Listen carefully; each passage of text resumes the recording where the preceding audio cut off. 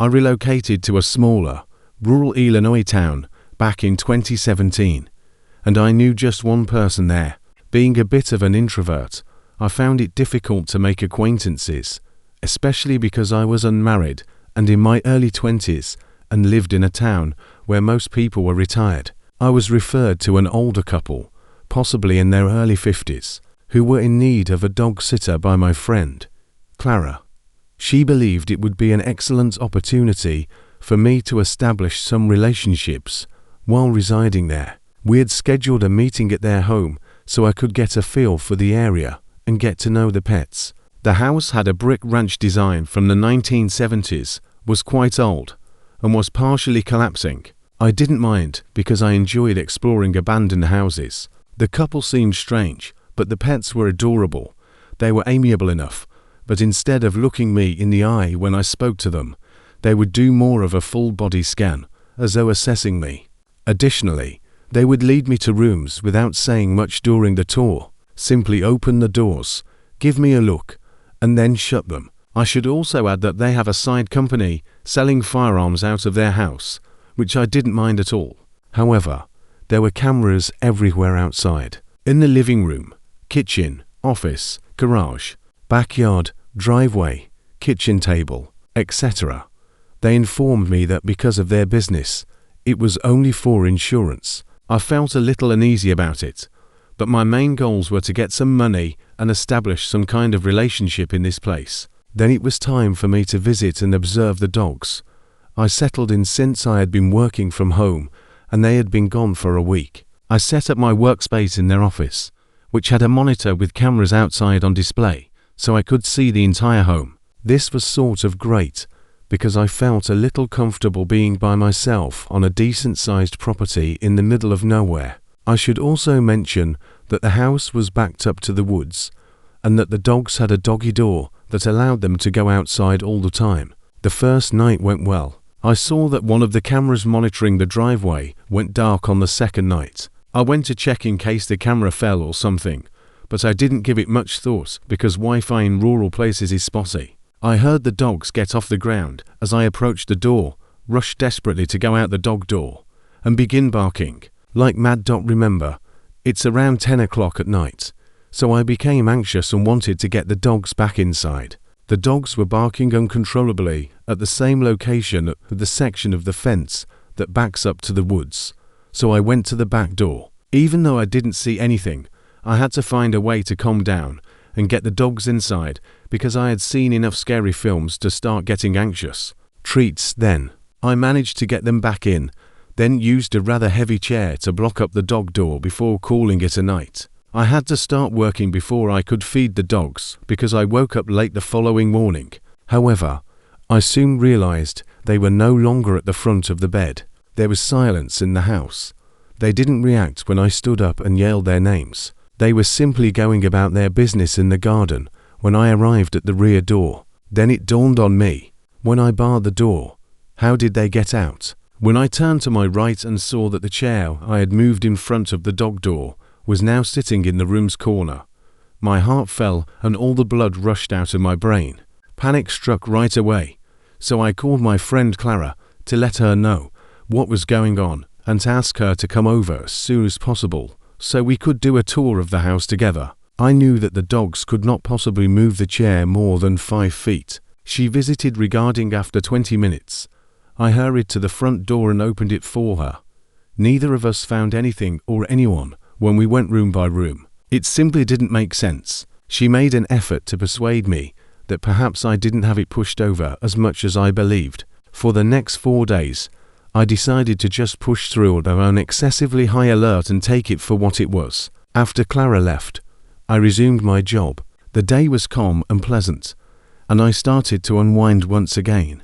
After preparing dinner, I made the decision to finish some work. As I sat down in the office, I happened to glance at the camera views on the display and saw that they were all offline. My stomach fell. I was aware that one of the 4 could go out. It was simply too coincidental. I texted the couple to let them know that their cameras were down because of the nature of their business, and I would be pleased to attempt troubleshooting it for them. In addition, I disliked not being able to see the outside of this location. A few hours passed with no reply. After all, they're on vacation, so I decided I'd just have to put it out of my mind and wait for a response. When I eventually settled in, it was almost midnight, and I was watching TV to break the silence around me when I heard the dogs get up and run back to the dog door. I realized something wasn't right, so I quickly got out of bed with my heart racing. I went to the back door and picked up the knife that was sitting next to the bed. I looked out into the garden but saw nothing. The dogs were only sniffing around the fence now that they had ceased barking.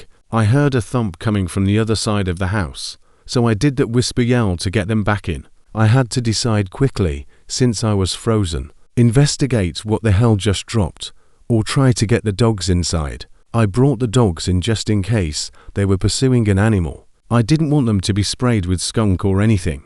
I moved the chair back in front of the door as they meandered into the living room and hopped on the couches. This time, I used my phone to snap a photo, so I accomplished it, I tell myself.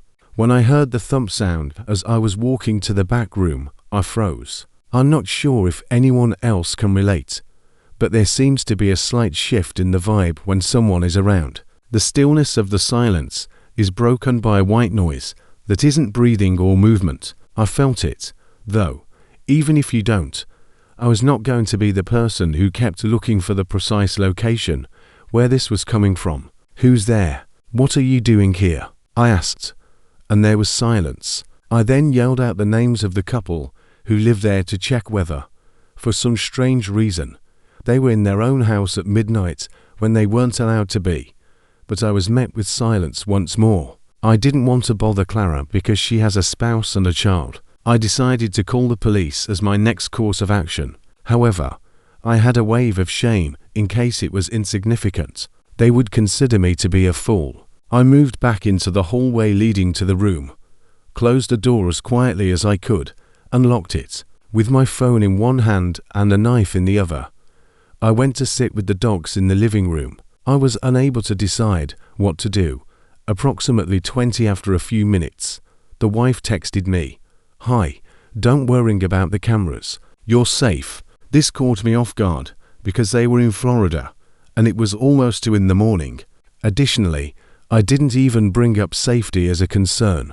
"What do you mean I'm safe?" I received another text from the wife just as I was about to send a broad-sounding good text. She texted me again 2 minutes later, saying, "Hello, I know it's late, but could you please check on this for me as I'm worried?" It said, "And, can you make sure that I didn't leave the garage door open to the inside? I don't want anything getting in."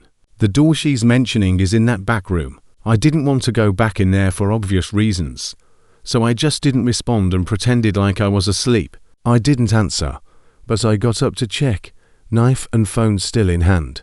I heard a shuffle coming from the back room, so I stopped and stood there silently to see if I heard anything else before opening the door. My phone lit up, and she texted me, "I see you're up." My gut was screaming no, but maybe the noise was a wild animal that got in.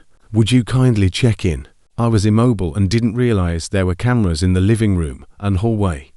Why were they pushing this at 1 in the morning? Now that I knew I was being watched, I reluctantly unlocked the door and opened it, extending my arms as far as I could to get the best possible view of the room. I didn't hear or see anything. I took a few steps into the room and saw that the garage door was indeed open. It was so dark inside that I didn't want to go any closer, but I had to do it and get this over with. As I got closer to the door, a light from my phone appeared because I had received a notification. The light illuminated a section of the garage doorway, and I was about to step away when I saw the outline of an arm pressed against the wall next to the door. At that point, fight or flight mode took over. I quickly turned, ran back through the doorway, slammed the door to the back room shut, unlocked it. The back room shut, unlocked it. I grabbed my keys from the kitchen counter and ran out the front door, fumbling with the keys while shaking and panting, and managed to unlock the door when I noticed the garage door was opening and halfway up. I started my car, and as the headlights illuminated the now open garage, I noticed a grown man in a jacket squatting behind a box in the back corner, right next to the door, was about to close.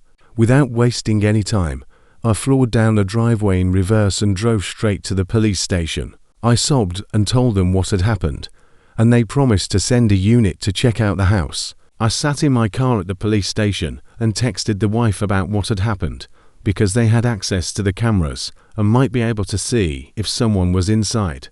But she didn't respond. About 30 minutes later, the police officer returned to the station and informed me that the garage door I couldn't sleep. It was getting close to 3 or 4 in the morning, so I just lay on the couch by the dogs, wide awake. They even checked the yard's perimeter and found nothing unusual. Knowing that I was terrified, they offered to follow me back and do another check with me their dot. When they finished and I could see with my own eyes that no one was there, they left. I was awake and holding the kitchen knife when, about 20 minutes after the officer left, I received a text from the wife saying, "Hi, plans changed. We'll be home soon. You can go home now." I didn't think about the situation that had just happened when I texted her to let her know that you were returning home 4 days early, without mentioning it, and that you would be here only hours after all of this. Their house is on a rural road, but it's only a quarter of a mile from the main street,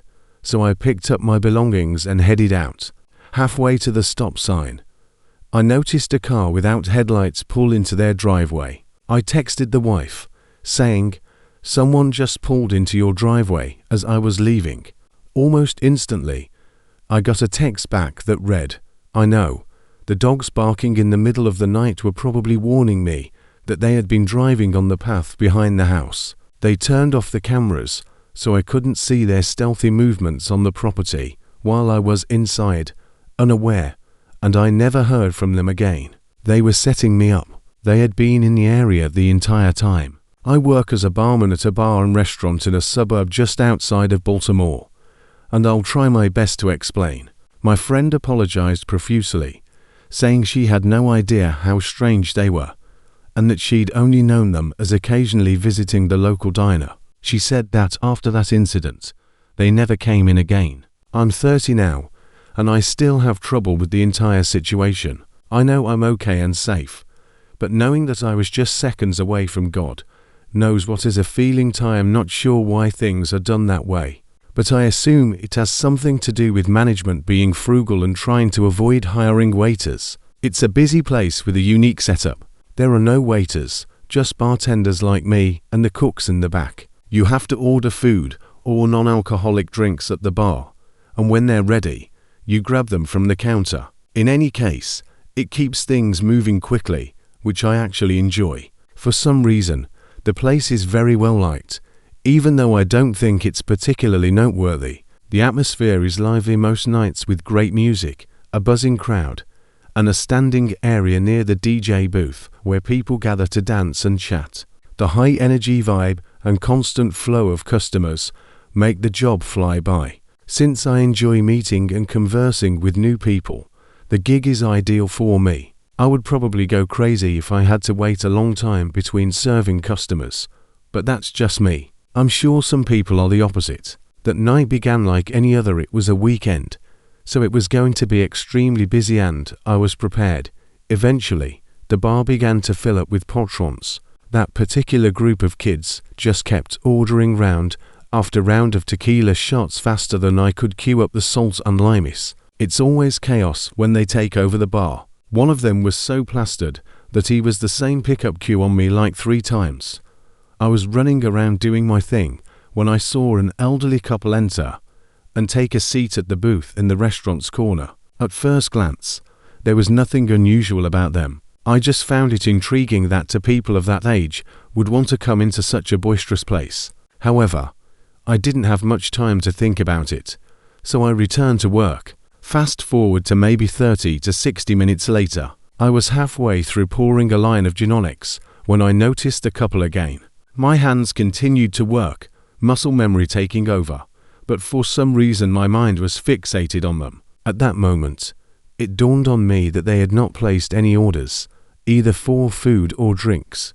I would have remembered. I took a closer look and saw that they were staring at the wall next to each other, not even looking at each other, and it didn't seem like they were talking either. It was the most bizarre thing. I was really intrigued, but the bar was slanted, and I had too much to do to think about it. I figured they might when I finally had a break. I decided to check on them myself. I walked over to the table and put on my most courteous smile, but neither of them turned to face me. They were still staring at the wall like statues. Perhaps they were waiting for someone or were unaware of how the place operated. I cleared my throat and asked him if they wanted anything to eat or drink. The woman didn't even flinch. Instead, she continued to stare at the wall as if I hadn't said anything at all.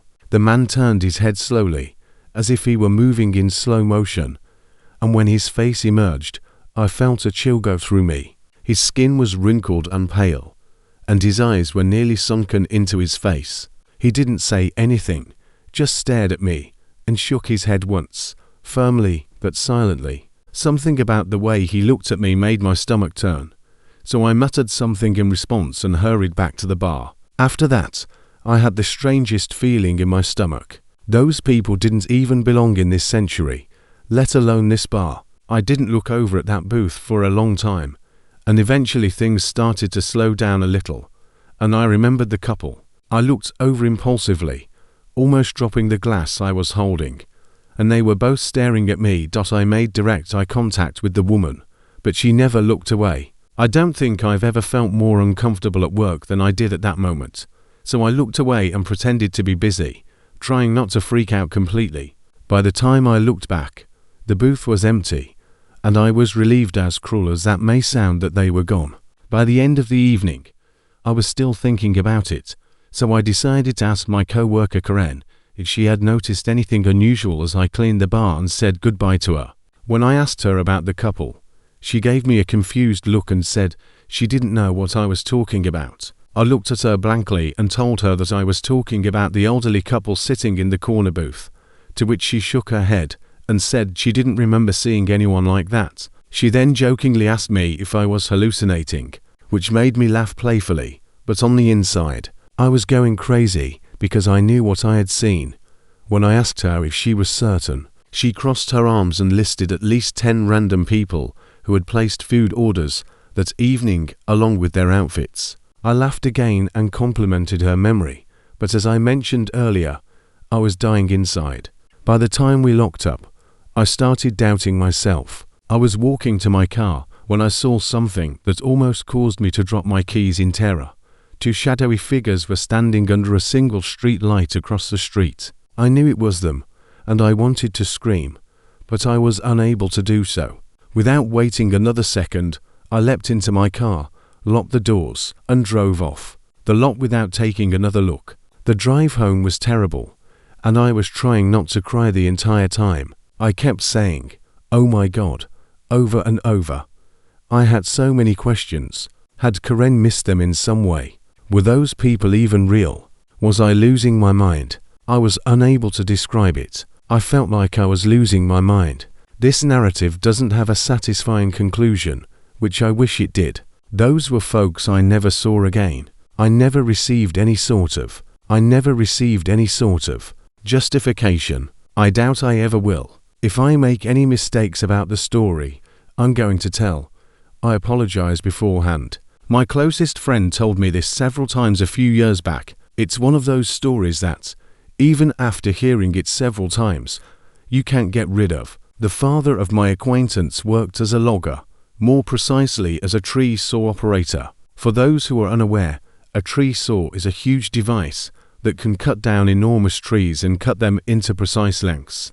His work required long, hard hours, frequently spent alone in the remote, deep forests of the Pacific Northwest. He was compensated according to the quantity of trees he felled, rather than the number of hours he put in as part of his logging crew. In order to complete tasks as soon as possible, he would frequently push himself to work 16 to 20-hour days. Following him and his colleague, once they had completed their portion, the remaining workers would arrive to clear the fallen trees and move them to the mill. He worked alone for roughly half of the time, and with his friend Griffin, another tree saw operator, for the other half, particularly when they were working on different ends of the same labor site.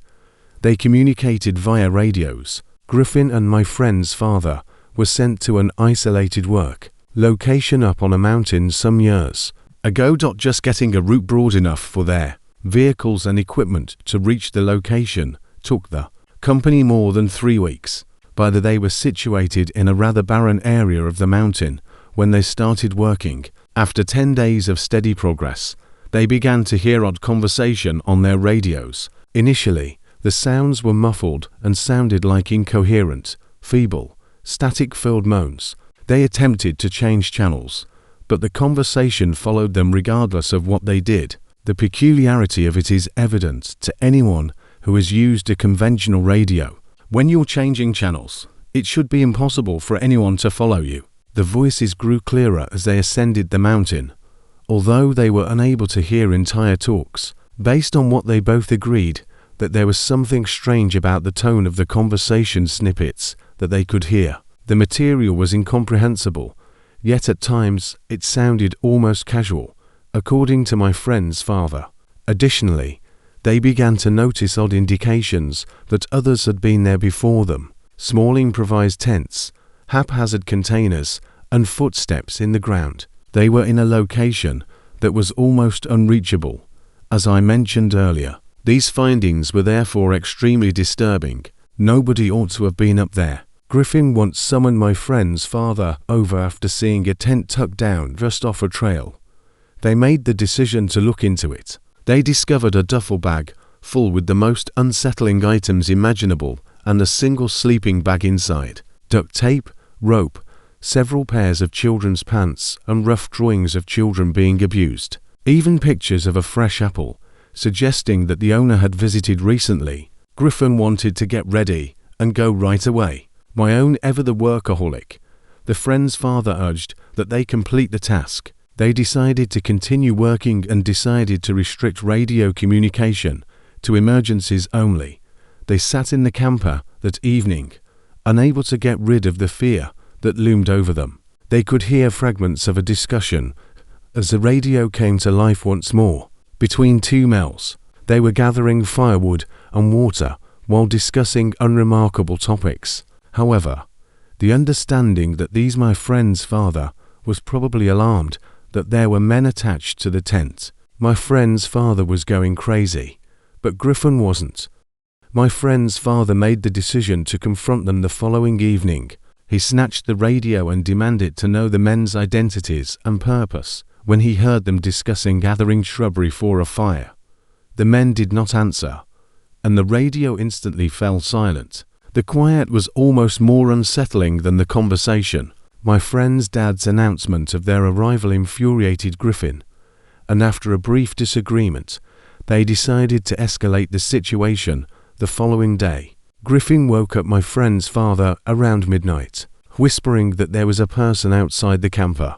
The sound of footsteps crunching on the gravel outside was the first thing he heard.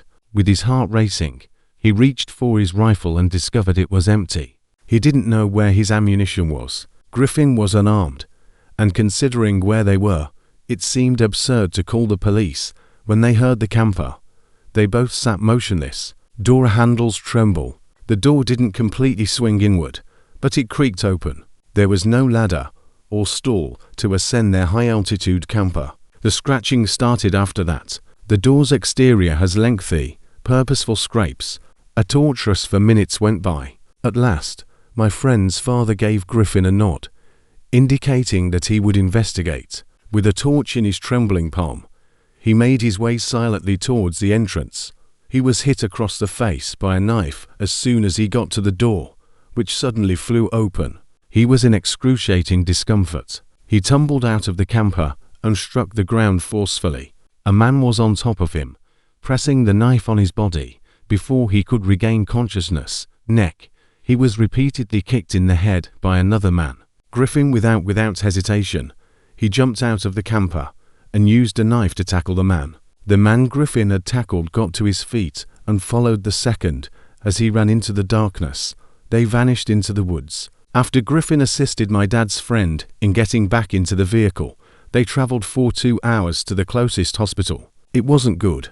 His eyes were severely injured, causing lifelong damage to his vision. and his face was a gory mess. They told the police about the attack, but nothing came of it. As the remaining members of the logging crew completed the task 2 weeks later, one of their co-workers was discovered killed, raped, chained, and gagged in a ditch. There were never any arrests. Even now, the father of one of my friends has PTSD. His pupil was deficient in his right eye. Reminds him of that night all the time. Since then, I'm sure he hasn't slept soundly through the entire night. I've been afraid of deep woods for a considerable amount of time, primarily due of the experience of my friend's father. I can only hope my friend is doing well, because I haven't heard from him or his father in years. Last summer, something occurred. I was 20 years old. Kevin is my name. My pal James's family is quite affluent. His father works as an intellectual property attorney for the US government or something. They own a number of properties across the nation, as well as a few abroad. I'm referring to that type of wealth. One of their homes is situated on a sizable lake that is often rather private. Swimming across the entire lake would be a workout, even though it isn't large enough to obscure the residences on the opposite side. James had virtually limitless resources because his parents were never present, access to that home, and he frequently invited guests over, of course with permission. Being on the water gives you a sense of invincibility. It certainly feels different than being at the beach. It seems more exclusive, though I'm not sure how to put it. One day, maybe, I'll be prosperous enough to buy one. The lake itself is quite remote, as I mentioned. Large, opulent homes surround the area, although the most of them are typically deserted and gloomy. Many of them served as vacation homes for people who hardly ever used them. To be honest, it's kind of a shame to consider it. However, there are benefits to that. There were typically no neighbors to contact the police, so James would hold the wildest parties there. But tonight was different. We were spending a more relaxed evening together. I won't receive into it, but I was in desperate need of some bro time after splitting up with my 3-year girlfriend. I saw a light flickering across the lake when we were enjoying a few beers on the dock. I can't recall the precise moment. I initially believed it to be nothing more than the sun's flawless reflection into my eye. However, I was still able to see it when I turned my head to the side. It was flashing as if someone were constantly turning on and off a light. I told James, and the two of us were obsessed with it, attempting to determine what it might be. We eventually came to the conclusion that the flashing wasn't random. There was a pattern to it. 3 brief bursts, then 3 longer ones, then 3 shorter ones. James snapped his fingers and said that it was Morse code. So I guess I'm stupid for not knowing this. I asked him when in the world he had learnt Morse code, giving him a weird look. He claimed that although he didn't truly understand it, he was aware of the meaning of 3 short, 3 long, 3 short. SOS. I took out my phone and called BS, and to my astonishment, he was correct. I may be stupid for not knowing that, as I mentioned, but I'm not really interested in arcane information anyhow. The flashing followed the same pattern for about another minute before abruptly ceasing. All we had been doing was staring at it. I honestly had no idea what to think. There was always the possibility that someone was truly in danger, even though it might have been a prank. James recommended calling the police right away, but I reminded him that we weren't yet legal and that we had been drinking. To be honest, I was battling a DUI charge at the time, so another run-in with the law was the last thing I needed. That response didn't excite him, and I could see he was conflicted by the circumstance. Other than kidnapping or anything similar, neither of us could really come up with a logical reason. We speculated that it might be someone who had fallen and needed assistance, but it didn't make sense because they most likely would have simply called the police. We believed it was worthwhile to investigate ourselves because we've always been those daring, rebellious men. We would call the police if it turned out to be serious. After that, we returned inside. There were numerous switchblades scattered throughout James' brother's room. We took a handful of them for peace of mind, because he was a bit of an odd kid. James suggested that we drive around the lake to that house, since he was comfortable behind the wheel, but I informed him that I really, for obvious reasons, I wasn't at ease with that. I dismissed his joke about my predicament. There was really only one other choice if we weren't driving. After returning to the yard, the two of us pulled James' father's kayak into the water. At first, we were laughing and enjoying the trip, but as we moved farther out onto the lake, we became quieter. I believe we both understood how foolish the plan was, but neither of us wanted to ruin the fun. It was becoming increasingly difficult to see because the sun had nearly completely set. It wasn't completely dark or anything, even while some of the lakuses provided light for us to navigate. It was still a little eerie. The home became visible as we approached. Like the others, it was large, but it was clearly poorly maintained. To begin with, the dock was practically half collapsed. Half it was just submerged in the water. Additionally, the flashing had ceased, which was somewhat concerning. We had intended to just tie the kayak to the dock, but given how unstable it appeared, we could clearly no longer do so. Fortunately, we beached the kayak on the yard as it wasn't too far above the ocean. Take care not to trip over the pebbles. I started to feel the surge of adrenaline. James was clearly experiencing the same thing. We raised our gaze to the mansion. The second floor had been the source of the light. We were aware of that. At that, James was going crazy. Point and demanded that we simply go and dial 911. I informed him that since there was no service on the lake and we needed to connect to Wi-Fi, we would have to kayak all the way back to his house in order to accomplish that. I informed him that this wasn't all that different from the million abandoned buildings we had previously explored. That reasoning didn't sit well with him, but he still agreed. I assure you that I am aware of how stupid this was. Everyone I spoke with about this felt the same way, but neither James nor I have ever been good decision makers. We didn't go to the front door. Suicide would have resulted from that. Rather, we sneaked around the home till we came upon an open window. Silently, the two of us stepped inside. The house was deserted. Not merely deserted, but empty, as in naked. Both furniture and trash were absent from the space. To tell the truth, there were no indications that anyone had ever resided there. There was nothing on the walls or flooring. In search of the stairs, we cautiously made our way through the chambers. Nobody was present in sight, and every chamber was as deserted as the first one had been. When we eventually located the stairs, we ascended slowly. We moved slowly down one of the halls until we reached what I assumed to be the room where the light had been coming from. I had mentally noted the location of the window. I put my ear to the door, but there was no sound. I turned to look at James. I gently pushed the door open when he nodded. Except for one item beside the window. The room was empty. I approached it cautiously and saw what it was. It was facing the window and was one of those vintage projectors. My mind quickly began to sound alarm bells. It was a trap. This had been purposefully set up. I just heard James start running back the direction we had come, without even trying to be quiet, so he must have realized the same thing.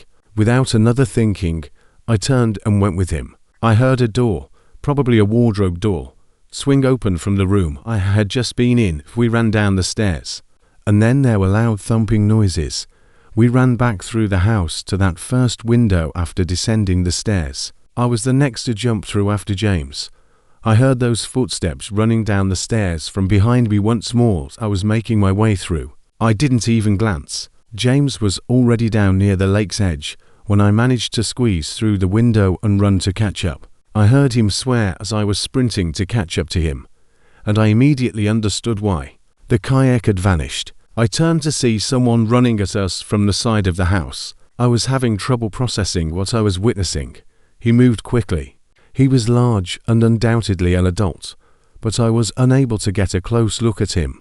Pulling out my switchblade, I prepared to defend myself. I thought James would follow suit, but instead he turned and leapt directly into the water.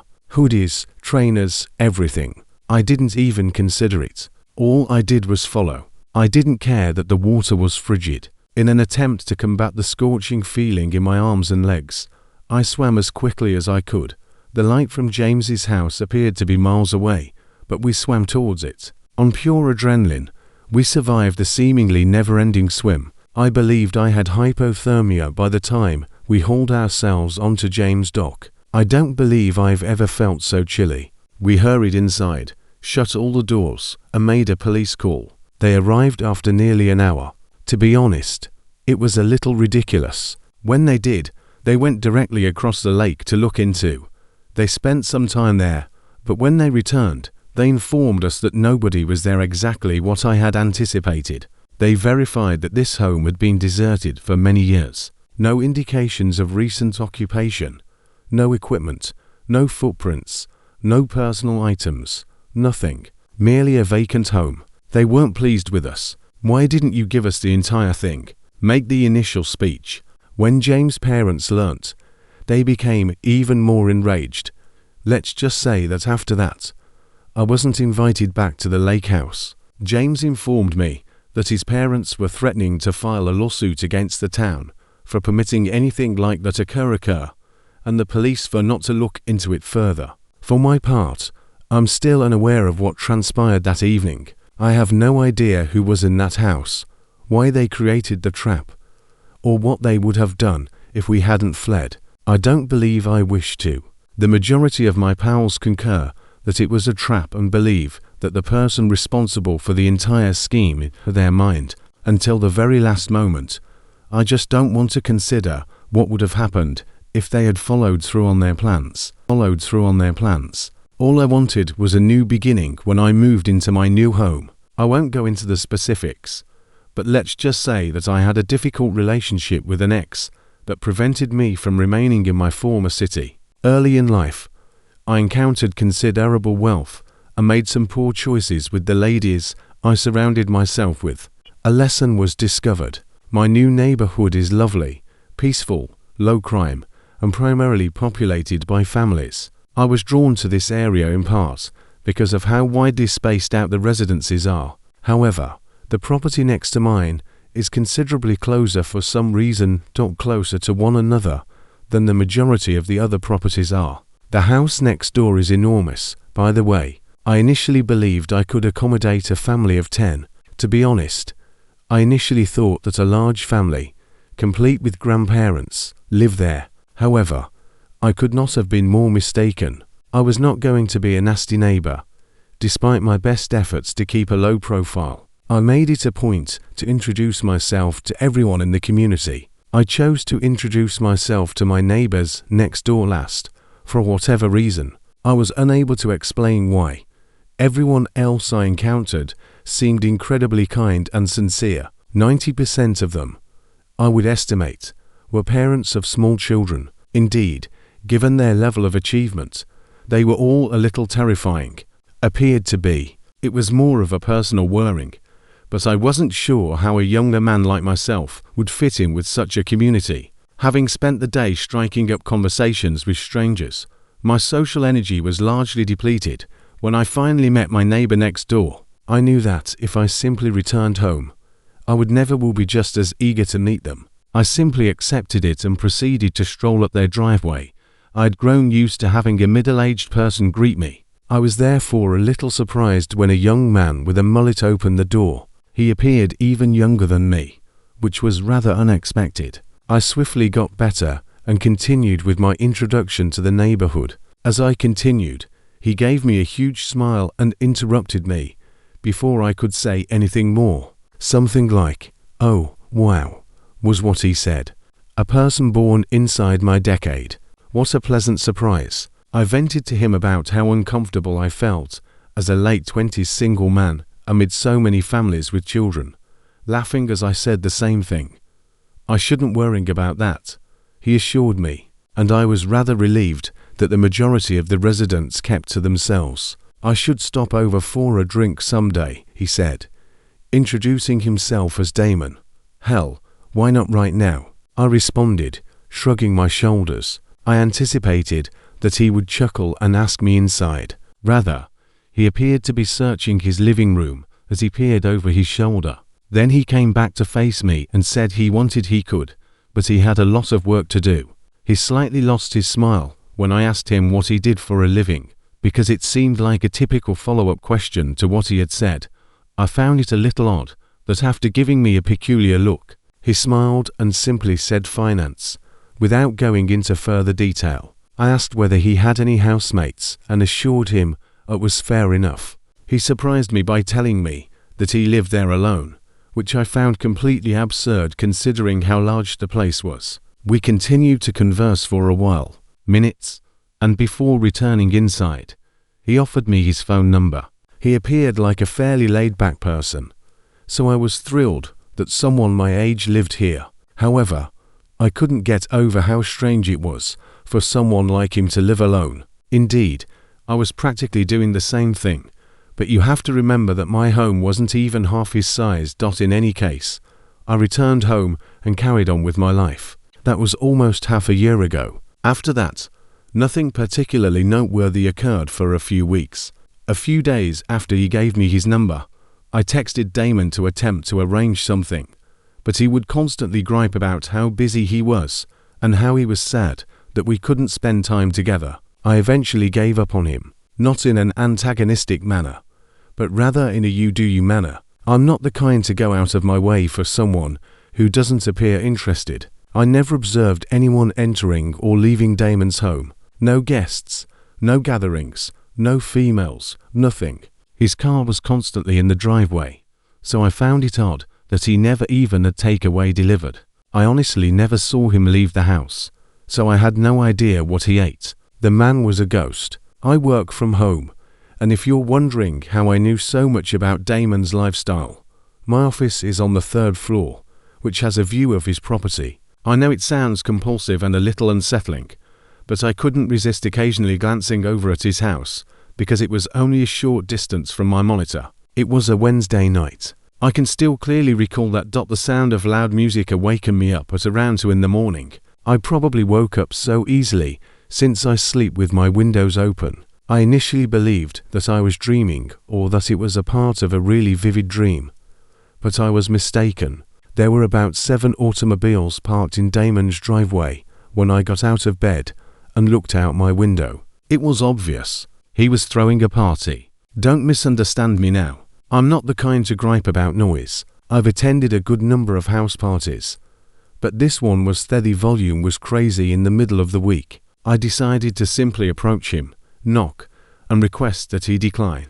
I grabbed a hoodie and went over. It was an extravagant celebration. From the outside, that much was evident. No one answered when I knocked on the door. I took out my phone to text Damon, but I changed my mind because I knew he would probably ignore me and make up an excuse the next morning. This time, I knocked on the door more forcefully. Nothing yet. I was surprised when the door opened as I grabbed for the handle, half expecting it to be locked. The first thing I saw when I entered was a stack of shoes, at least 10 pairs in the foyer. However, something wasn't right. It was completely empty. I went farther inside, hoping to find people in the kitchen or living area, but everything was deserted. Not a single drink was left out. Over the music playing in the room, I could hear people background, which I was unable to comprehend. However, when I actually listened to it, everything suddenly became clear to me. Really, there wasn't even music. It was a tape, an exact recording of people are shouting, laughing, and clinking their drinks. The entire celebration was staged.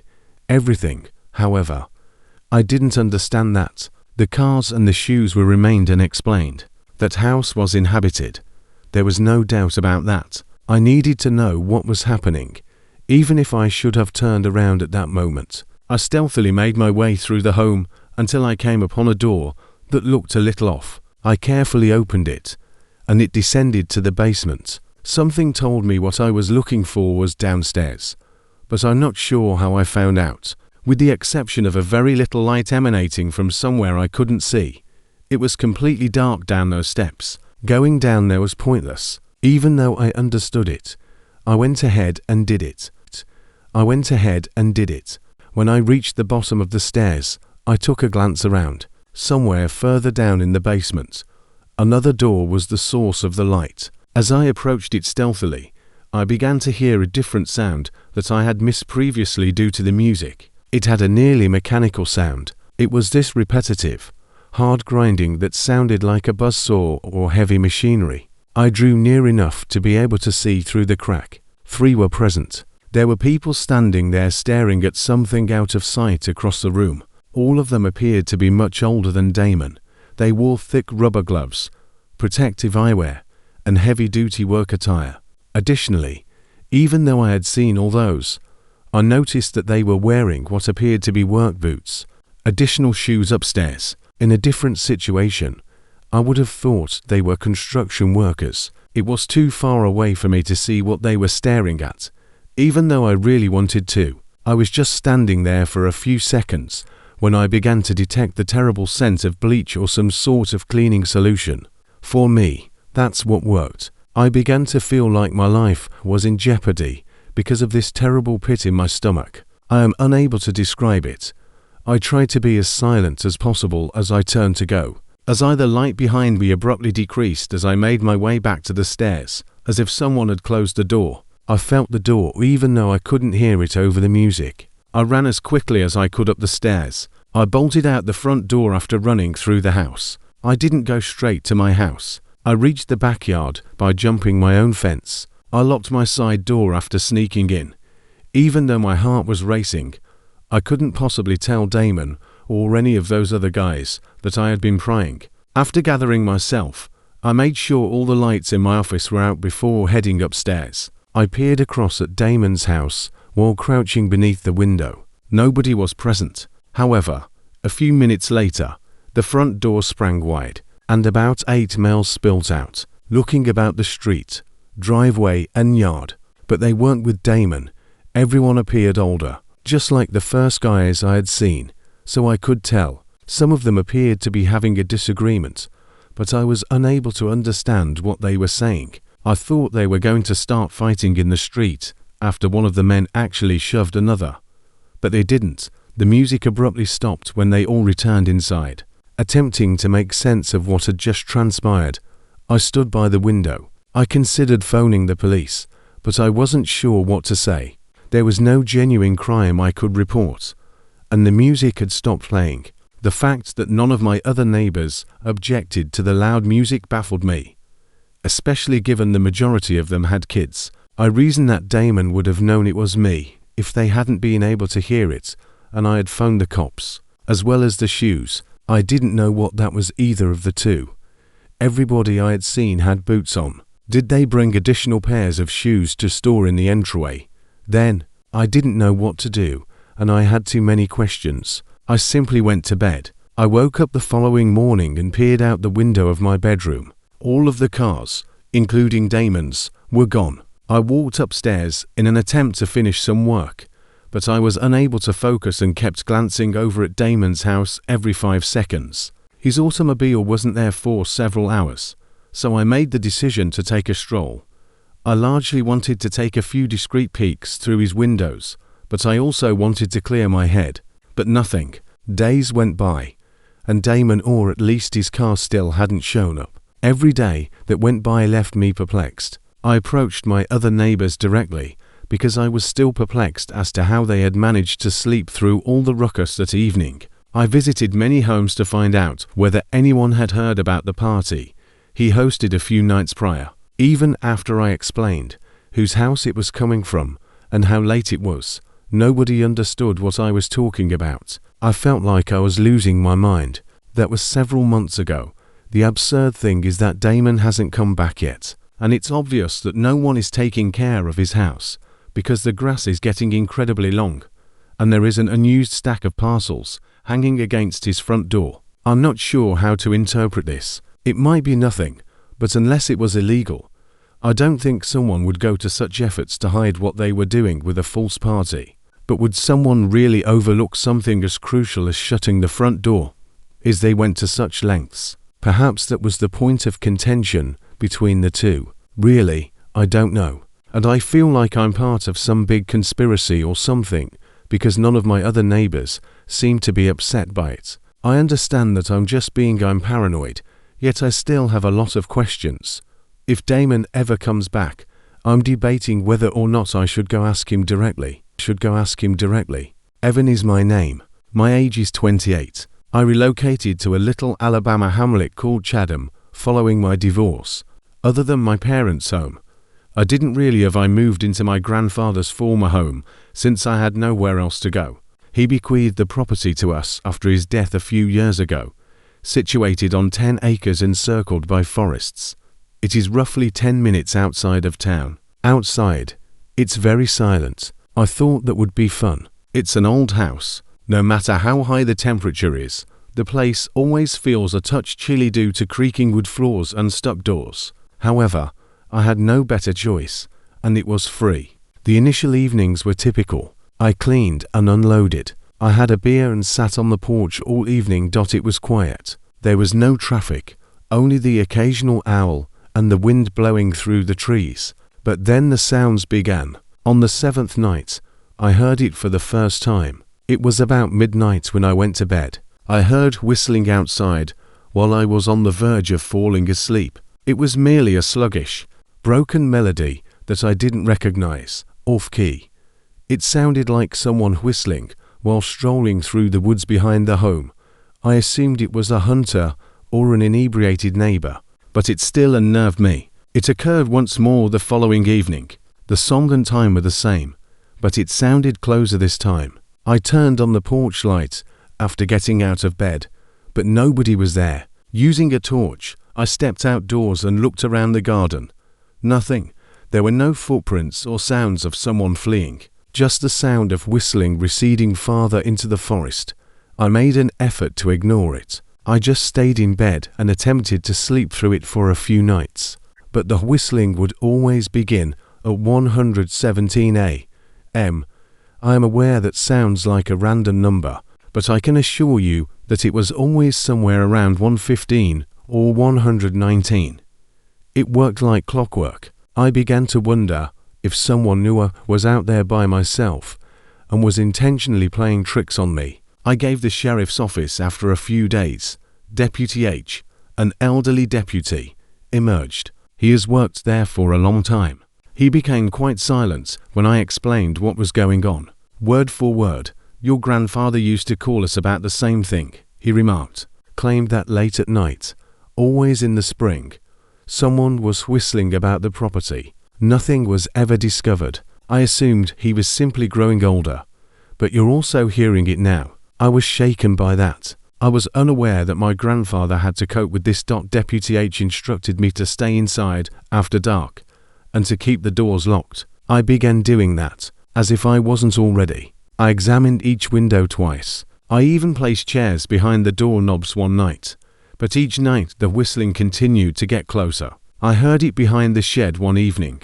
It sounded louder than normal, as if someone were standing directly outside. I reached for my torch and peered through blinds. Even though I didn't see anyone, I was afraid to go outside. I heard it from the front porch, near the door, the following evening.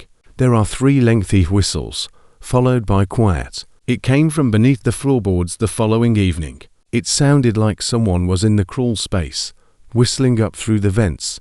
I swear to God. That night, I slept very little. The following day, I began searching the attic for anything my grandfather's legacy. I discovered his journals in a box. The whistling was the subject of his writing. He claimed that for more than 10 years. It had occurred each spring. He assumed it was someone keeping an eye on the house, but he had no idea who it was. He claimed that, just in case, he used to sit up by the front entrance with a gun. He claimed that it only occurred while he was living alone following the death of my grandma. I gave Deputy H another call. He appeared anxious as he stopped by to read the journal. He advised me to use caution. If you don't know who it is, don't open the door, he advised. I remained up late that night. I had a shotgun on my lap while I sat on the couch. I hardly knew how to load a shotgun. I waited. The whistling resumed around 1:17 a.m., but it was not coming from outdoors this time. It originated in the house's hallway. I froze. The light in the hallway was off. I could hear the whistling gradually getting closer. "Who's there?" I yelled as I got up and leveled the shotgun. The whistling ceased. I turned on the light in the hallway. There was nothing. Nobody. After that, I never slept again. I hadn't heard it again for the past 2 nights. I was becoming ill. I had no idea who this individual was. I had no idea why they chose my grandfather or myself, but I knew it was genuine. To that extent, I don't believe in hallucinations or anything otherworldly. This individual was real. There was silence for 2 days following that evening. There was no movement, no sounds, and no indication of anything. Perhaps it was finally over, I thought. I went to bed shortly after midnight on the 3rd night. This time, I didn't stay up. Just in case, I kept the hallway light on. I heard a strange sound when I woke up at precisely 117 a.m. Knocking, not whistling. Knocks that are slow and deliberate. There were 3 of them. They were entering the house through the back entrance. Then there was quiet. I stayed put. I listened while I lay in bed. I heard a different sound a minute later. A creak from the hallway floorboard. Then one more. There was a person on foot. The light in the hallway went out. With my heart racing, I picked up my shotgun and left the bedroom. At the end of the dimly lit hallway, I noticed something. Someone with a pale complexion and black clothing.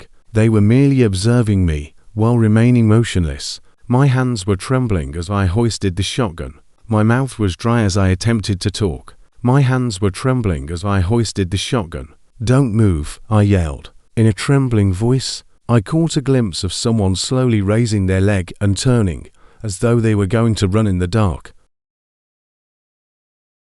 "Stop," I yelled, and they quickly fled the hallway out of my line of sight. As they stomped out the front door into the darkness, I heard their unusually heavy footfall. In a low-key attempt to hit him in the dark, I ran outside and fired a shot straight into the darkness rather than into the air.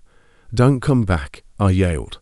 The gunfire ricocheted from the terrace and the house's walls, hurting my ears. I got in my truck, closed up the home, and headed into town. In my truck, I slept. That evening, when Deputy H drove out there the following morning, the house's front door was once more unlocked. That proved that whoever it was had a key to my grandfather's home. Nothing was lost or damaged, but Deputy H suggested that I replace the locks off the record. He also advised me to leave that ancient house, since someone in those woods doesn't like that my grandfather and I live there. That following day, at the same hour, I headed to the neighborhood home improvement store to change the locks. I then left that place to spend some time at my parents' out-of-state home. Eventually, I let my parents sell that house. We removed everything sentimental, and the remainder was either sold or left in place. Naturally, my father omitted to mention that a stalker had been stalking the house for what seems like decades. How they might have obtained a key, I'm not sure why my grandfather didn't say anything. I'm profoundly disturbed by it all. Personally, I believe it was a disturbed creep resides in a nearby home. Eventually, I relocated to a more metropolitan region. This encounter left me, to be honest, I'm too uneasy to live in a distant area. You're about to hear about an incident that almost drove me insane. It's still something I believe, if I'm being honest. It happens rather frequently, but in the month that has passed, I've managed to somewhat recover. I'll start straight away because the entire narrative is really brief. I'm a mid-30s single man. I live alone in a modest one-story home without any pets. The house is rather little. There is a living room, kitchen, dining room, 1 bedroom, 1 bathroom, and a small carport. That's all. Life is wonderful. I can work on my own schedule and I am not accountable to anyone, including my job, parents, or girlfriend. Thanks to my line of work, since freedom has always been essential to my life. I have tried to make the most of it wherever I can. I am aware that everyone is unique, and that some may even condemn me for leading an immature lifestyle. But everyone has distinct tastes and priorities. I won't judge anyone as long as they don't judge me. However, too much freedom is undoubtedly linked to a number of disadvantages. I'm sure that some individuals would disapprove of the poor habits I've formed. My terrible sleep routine is one of them. I'm most productive late at night, for some reason. As a result, I frequently find myself sleeping into the afternoon and staying up until daybreak. It's just the way my body works, and I don't see any need to alter it until I'm really compelled to. I was one night. I was up really late. I'm speaking after 3 in the morning. Late. I was using my computer to complete some work while seated at my desk. I wasn't even listening to music since I was in the zone. Picture yourself during prime time. I was in a rhythm like that. I was alone with my thoughts, the sound of my keyboard, and my work in a completely silent room. Suddenly, the quiet was broken by the sound of footsteps thundering down the corridor in the direction of my bedroom, followed by 3 or 4 blows on the door. The kind of loud fringe you'd anticipate when the authorities tried to storm a narcotics lair. I leapt from my chair so quickly that I knocked over my monitor and hit my knee on the desk. It simply took me entirely by surprise. Imagine yourself at home at 3 in the morning. When you're by yourself and there's total silence, someone bangs on your door. It was and continues to be the scariest thing I have ever experienced. It was a pure reaction to stand up. After that, I was totally frozen. I was staring at the door, terrified of what I knew was about to happen. Someone stormed into my room. As the door sprang open, I had to battle a total stranger in utter darkness. However, it never materialized. Nothing else was audible to me, not even the noises of footsteps moving away from the entrance. I was absolutely certain I hadn't dreamed it, but it seemed like I had. I'm not sure how I stood there for a long time, but I was unable to move. I hadn't been dreaming, but it felt like sleep paralysis. Eventually, I heard footsteps moving swiftly back down the corridor. There had been someone there then. I'm not sure why, but hearing those footsteps once more opened my mind. Without giving it any thought, I snatched an empty beer bottle from my desk, dashed to the door, and began after the intruder. I made no effort to keep silent. I let out a crazy scream in the hopes that it would provide me with the additional adrenaline I required. I screamed as I sprinted through the whole home, but I never came across anyone. My home is not that large. There aren't many places to hide. However, despite inspecting every room, nobody was present. Even more perplexing was the fact that every window and door was locked. After that, my confidence was entirely depleted, and fear began to return. I ran back to my room, secured the door, and made a police call. I listened to my surroundings in total silence while the cops took their time to arrive, but didn't hear anything. We investigated the house together when the police eventually arrived, but we were unable to find anything. When one of the cops attempted to persuade me that the person who had been there had left, I maintained that everything had been confined. It took everything in me to swear at him when he said that I had most likely missed something. That's right. Nothing had been unlocked, as far as I know, but that didn't explain how the person had entered and left my home.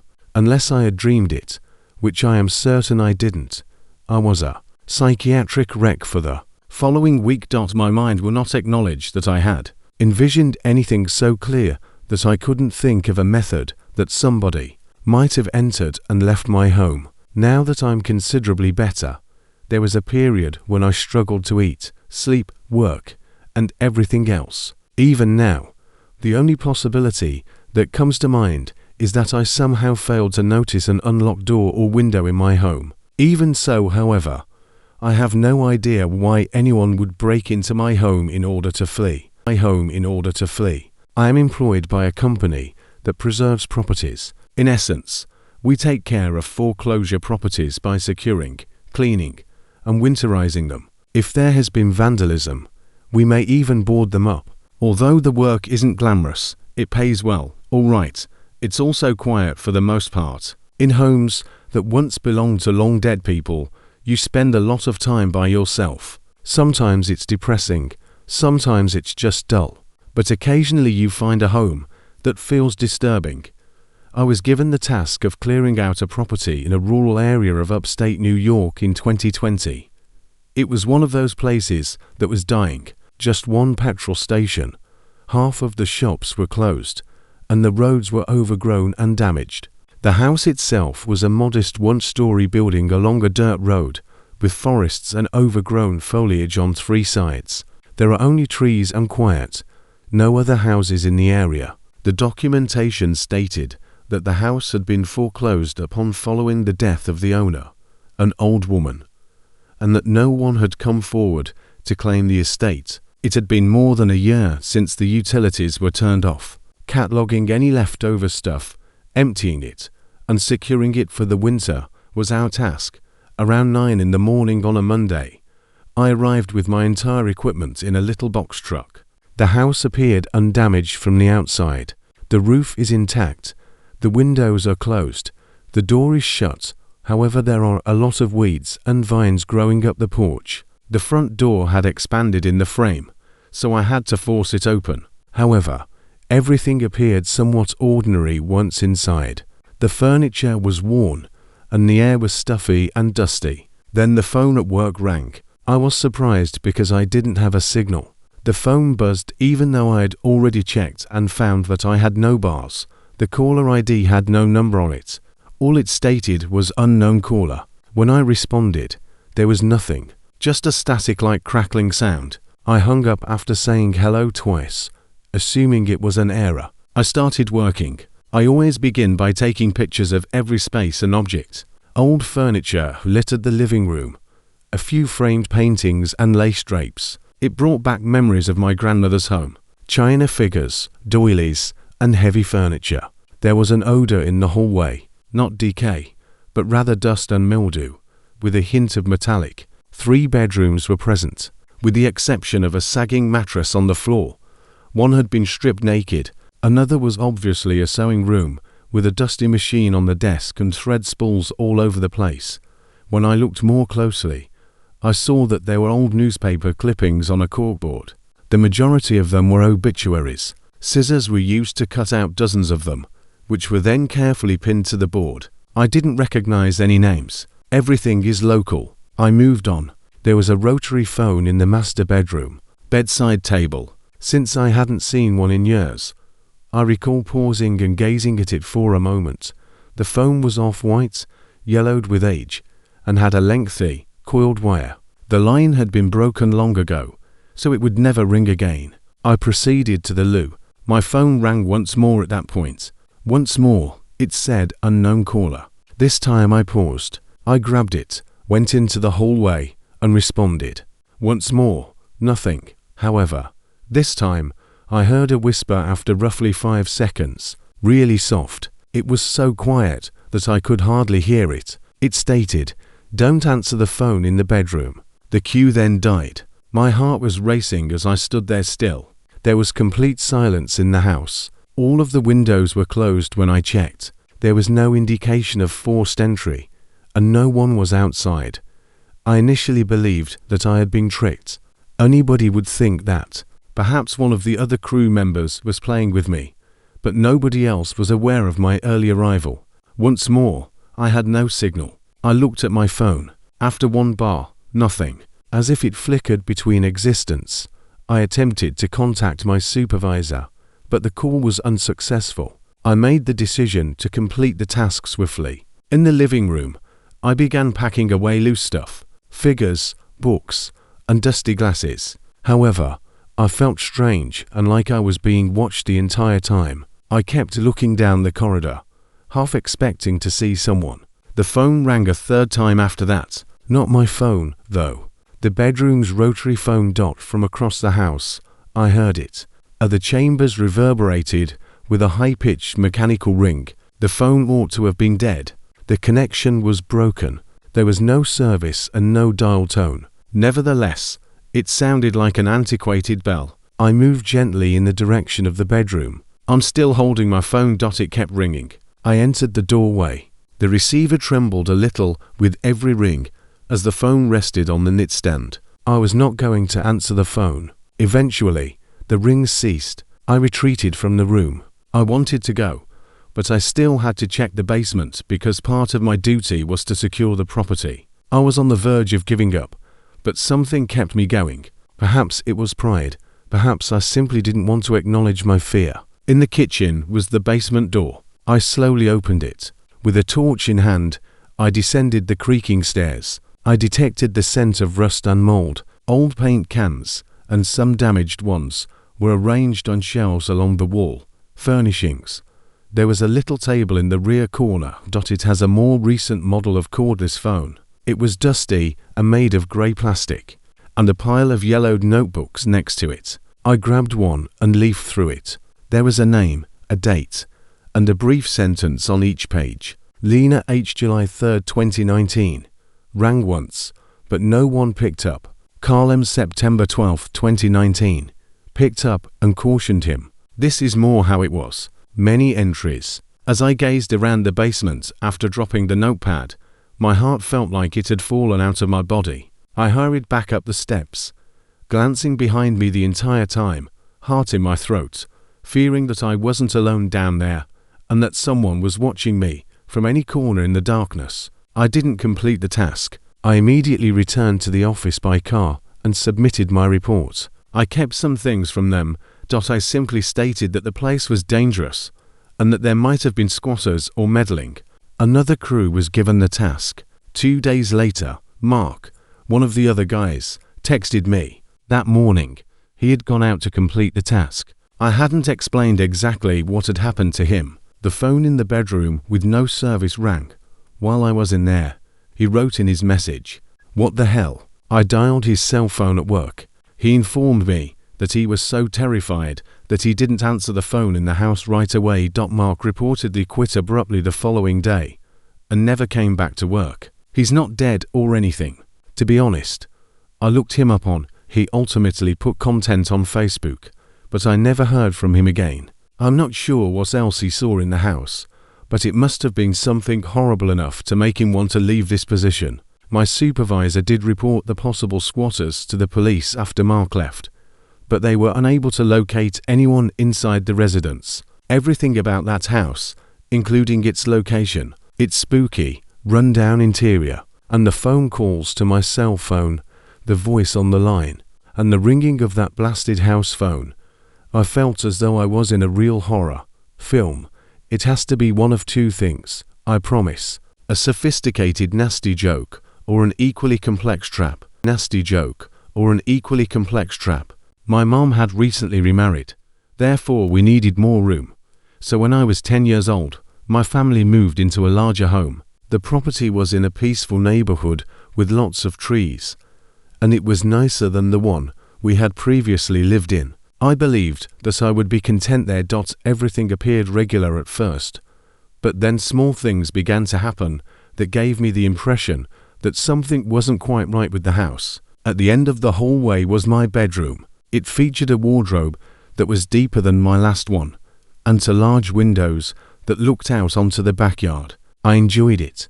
Up till the first night I spent there, I heard something moving in the wardrobe about midnight, which is when I woke up. It was a gentle shuffling sound, similar to the brushing of clothing.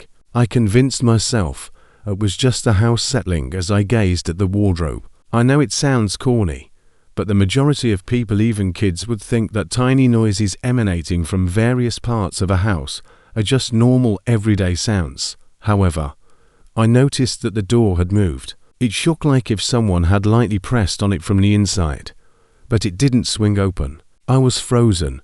Even though I wanted to go to my mother's room, I continued to stare at the wardrobe until I dozed off again. I had closed the wardrobe door firmly, but the following morning it was slightly ajar. When I asked my mother if she had entered, she declined. I knew it wasn't the air vents, but she suggested that they might have pushed it. After then, the evenings grew worse. I heard someone tapping on the window pane. I initially believed it to be tree branches, but upon closer inspection, I saw no branches close to the glass. I would pull the blanket over my head to stop the tapping, which would continue for several minutes. I made an effort to ignore it until I eventually glanced out one evening. A pale hand was placed against the window, and I saw it. Although it was outside, the window was far too high for anyone to access without a ladder on the second floor. The hand simply pressed without moving for a considerable amount of time. After that, it gently slipped down and vanished. That night, I slept very little. When I told my mother, she burst out laughing. For a moment, she didn't believe me. She started to try to convince me that I was probably half asleep and seeing things from my dream, when she realized that I wasn't just stating it as a joke or a practical joke, but I knew that was nonsense. Neither did my stepdad believe me. He laughed at it and claimed that I was making it up for attention. However, I became aware that he left the hallway light on at night. Perhaps he didn't feel as secure as he said. My 4-year-old younger brother began discussing the white woman a month later. He would claim that she entered his room and took a seat on his bed. My mother assumed it was all in his head.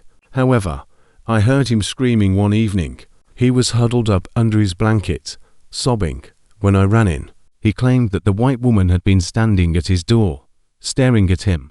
Once he had calmed down, her eyes, he said, were all black. Because of what I had observed outside my window, I trusted him. I put the blanket over my head and went to sleep. Each night in my head, however, the dreams persisted. I also started having dreams about the white woman. She used to whisper my name while standing in the corner of my room. Her speech sounded as dry as leaves grinding against one another. Collectively, occasionally, when I woke up, I could still hear it faintly, but unmistakably. She was standing at the foot of my bed when I woke up one night. I had never seen someone as tall as her. She nearly touched the ceiling with her head. The air was quiet, yet her long white garment swayed.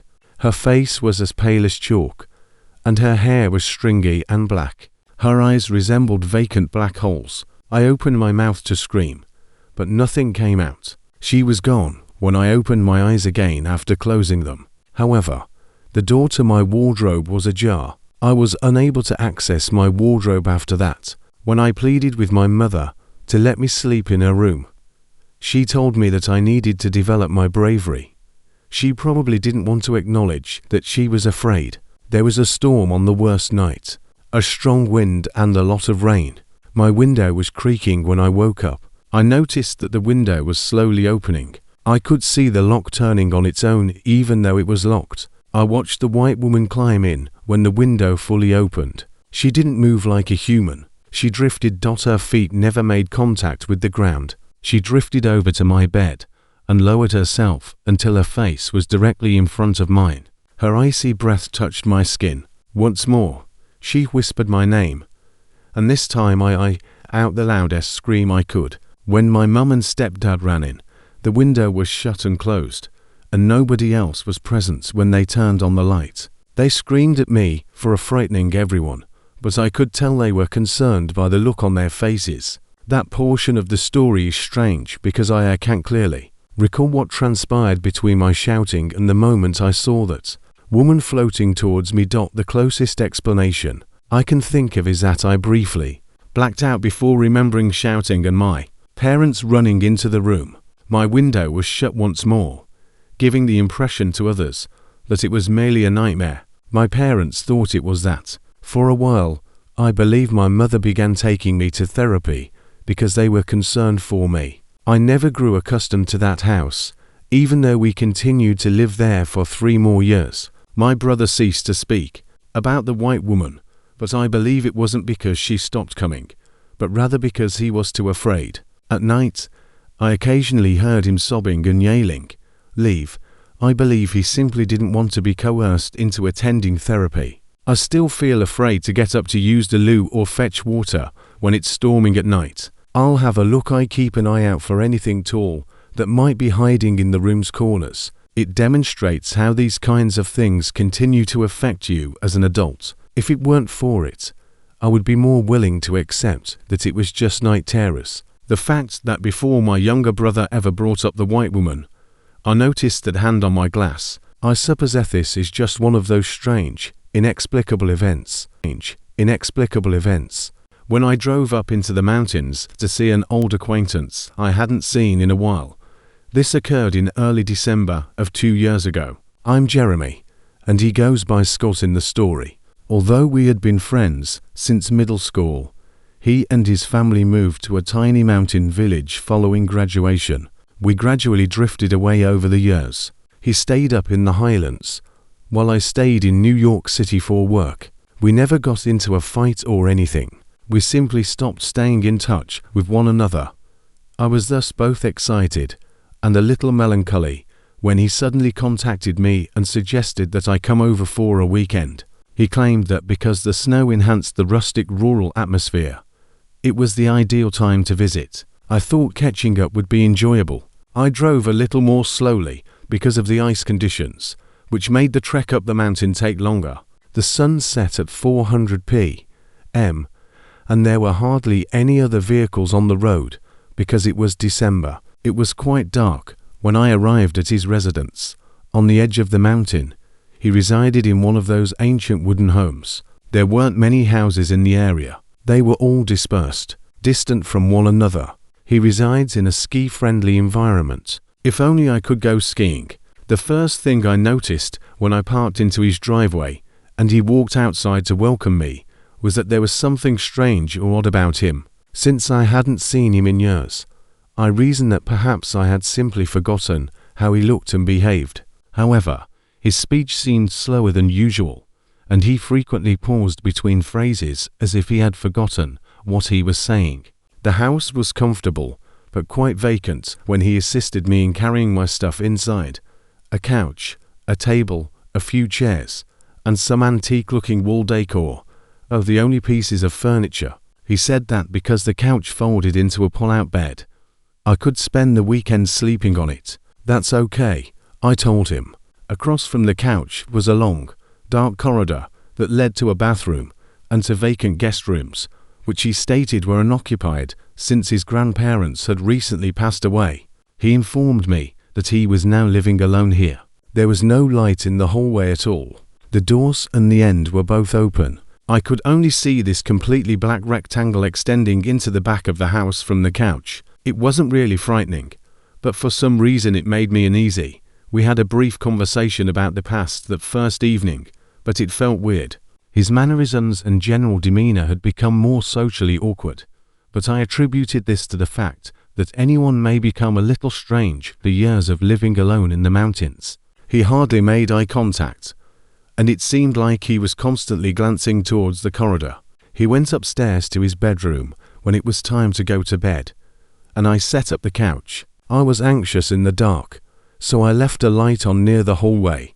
The hallway truly irritated me, even though I felt foolish about it. I went to sleep, but a banging sound from upstairs woke me up at around 2 in the morning.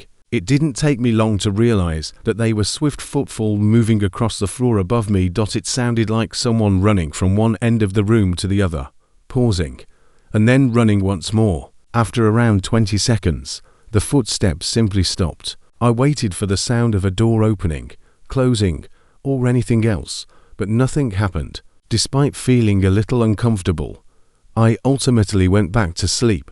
After that, the underscore is out. Even more bizarre was the second day. Scott spent the entire day seeming preoccupied. He was hardly eating or speaking, and whenever I inquired how he was feeling, he would simply nod without expressing anything. He asked me here for the weekend, presumably to catch up and restore our friendship, so I didn't understand why he was acting this way. He went down that hallway at least 5 times during the day, and I never bothered to see what he was looking at. I assumed he was going into the toilet at the end of the hall, even though I never heard it flush. The weather worsened by evening, and a snowfall passed through. The wind struck the home so forcefully that the walls began to tremble. It was fantastic. To be honest, I adore the feeling of being cozy in the snow. After spending almost an hour scrolling through my phone on the couch, I went to bed. I woke up again about 2 in the morning. I heard faint scraping noises this time. They were coming from somewhere in the hallway downstairs. Something seemed to be dragging across the wooden floor. After that, it simply stopped. However, there was an abrupt tap on the wall behind me, like if someone had flicked a finger at it. I turned and peered down the corridor. It was totally black that night, because I didn't leave that light on. I was reluctant to get up. I tried to ignore the sounds by just rolling to the other side.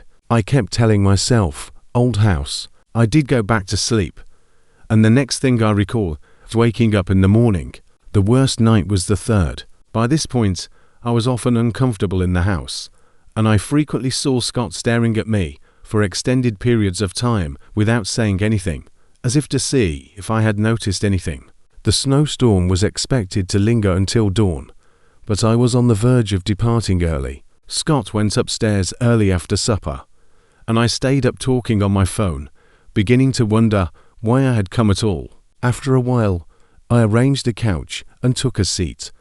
I closed my eyes and attempted to go asleep, but I woke up again at around 2 in the morning for no apparent reason. The remainder of my body remained motionless when my eyes opened. Although I had previously heard of sleep paralysis, I had never personally experienced it. It was similar to waking up inside a corpse. All I could do was move my eyes. I was unable to even move my fingers. I began to panic, but then something worsened the situation. At the far end of the hallway, I saw movement. I couldn't tell if it was real at first because it was so dark. However, I became aware of what I was seeing after a short while. At the very end of the corridor stood Scott. His face was completely obscured by the darkness, so all I could see was his outline. He was standing motionless, as if he had been observing me for a long time, with his arms dangling at his sides. It resembled a scene from Paranormal Activity. I made an attempt to talk to him, but nothing came out. My body remained motionless despite my attempts to move, twitch, or do anything else. I didn't even sense that I was, to be honest, breathing. All I could do was look. He remained still for what seemed like a whole minute. Then, without warning, he turned slowly to his right and entered the guest room at the end of the hallway. Without a sound, he vanished into the shadows. Gradually, my body began to regain control. My fingers first, then my arms, then my capacity to sit up. I sat up trembling and perspiring when I finally snapped out of it. I kept reminding myself that since sleep paralysis may produce hallucinations, it might have just been a dream, but I had a gut feeling that it wasn't, to see whether he would respond. I muttered his name. Nothing. I pushed myself to get up and move down the corridor in the direction of the room he had entered. Despite everything in me, the room appeared vacant when I entered, but there was a person standing in the far corner by the window. I could make out the silhouette of someone staring out the window. It was unclear to me whether it was Scott. In any case, it was a terrifying sight. I hurried upstairs to his bedroom after carefully retreating. Scott was completely unconscious when I found him dozing off in his bed. He appeared perplexed and agitated when I jerked him awake, as if he didn't understand why I was rousing him. He wouldn't come downstairs when I tried to tell him what I had seen. I pleaded with him to accept that there was another person in the house. He refused to even turn to face the steps. His expression shifted in a way that frightened me even more, but he remained silent. He appeared to already be aware of what I had witnessed. Then I firmly asked him, "Scott, who is that downstairs?"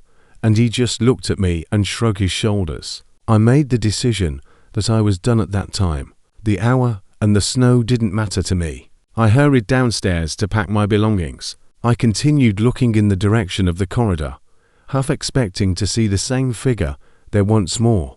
To be honest, all I wanted to do was teleport out of that place. I was almost relieved by the cool air when I stepped outside. I quickly got inside my automobile after brushing the snow off of it. I made the error of taking one last look up at the house as I backed out of the driveway. I noticed a silhouette in the window of the room at the end of the hallway. It was undoubtedly the same individual I had just seen standing in that room. I never saw Scott's house again after that. Following, he stopped answering texts that weekend. When I became concerned that he had been murdered or something, I threatened to call in a wellness check. At last, he answered, "I'm fine, but that's all." He didn't reply to any more texts, so I gave up. I didn't recognize that Scott from school. I don't care what happened to him or anybody was in his home. If I stated that, I would be lying. However, it doesn't scare the underscore out of me.